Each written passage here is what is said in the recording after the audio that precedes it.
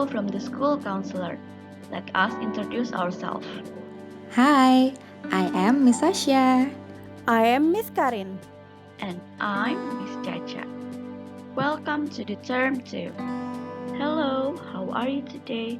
We hope you are doing great. Do you miss your friends and teachers? Well, we miss you too. So much. We wish we could have this assembly at school like we used to.